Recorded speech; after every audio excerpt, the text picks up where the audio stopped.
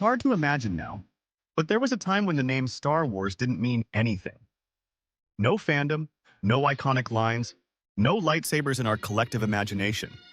That all changed on May 25th, 1977, when a single movie transformed Hollywood, pop culture, and how we see the world. On that warm California day, Star Wars premiered at Grauman's Chinese Theater in Hollywood. At first, it was just another movie opening. But soon, something incredible happened. Word spread like wildfire. Lines stretched down the block and around corners. People camped out with folding chairs and costumes, sharing snacks and stories while they waited for their turn to experience the phenomenon. It wasn't just a movie screening, it felt like a festival. By the second day, the scene was so chaotic that news helicopters hovered above the crowds, capturing the excitement for TV audiences. Even before social media, people couldn't stop talking about Star Wars. What was it about this movie that made everyone so desperate to see it? For starters, Star Wars was unlike anything anyone had ever seen before. Special effects that transported you to alien worlds. Epic battles in space that felt real. A story of good versus evil, simple yet deeply resonant. George Lucas tapped into something universal, a sense of wonder, adventure, and hope.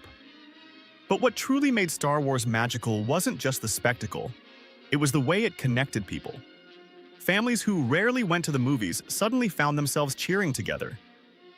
Friends would come back to theaters again and again, reliving the thrill as if it were the first time. Strangers standing in line quickly bonded over their shared excitement. For children, it was pure magic. Imagine being a kid in 1977, walking into a theater and seeing the opening crawl for the first time. The words, "A long time ago, in a galaxy far, far away," appearing on the screen as John Williams' epic score played. Then, a massive Star Destroyer looms overhead, chasing a tiny rebel ship. It was jaw-dropping. Kids didn't just watch Star Wars, they lived it. They would save their allowances to see the movie again and again, sometimes multiple times in a single day. Without toys yet available, they recreated the battles using sticks for lightsabers and cardboard boxes for X-Wings.